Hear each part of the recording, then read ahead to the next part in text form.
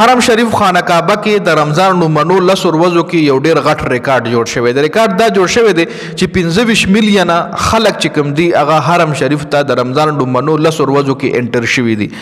25 میلیون کسان انټر شوي. 25 میلیون کلکونو ته موږ واړو نو 2.5 لکه کسان چې کوم دي د رمضان لومړنو 10 ورځو کې حرم شریف ته انټر شوي دي. جی د طوافونه کړي دي، عبادت کړي چې دا په تاریخ کې پډومبي ځلو شو چې دومره ګڼ تعداد کې لکه رمضان لا پوره پاتې صرف 10 ورځو کې 2.5 میلیونه کسان چې کوم دي هغه حرم شریف ته داخل شوي دي د عبادتو لپاره. جی بل طرف لکه مونږ وګورو دغه 2.5 لکه کسان چې کوم دي 25 میلیون کسان چې کوم دي د لپاره د حرم شریف منیجمنت 12,000 پولیس چې کوم دي هغه مختلف ځایونو کې ولاړ یو ځای کې بل ځای کې د تاسو به کتلی وي سکیورټي والا خلکو ته لارې سیده کوي چې په دې لار شه په دې مرزه دا د ښځو د جومات ځای دی دا د سړو ځای دی دا لاره دلته مونځ لمو دغه کتلی به مهم وي که چانې کتلي یا مو بوده چویه ګورئ نو 12,000 منیجمنت چې کوم دی هغه په دې حرم شریف کې ډیوټي کوي چې 12,000 پولیسو دغه 25 میلیونه کسان چې کوم دي هینډل کړي دي.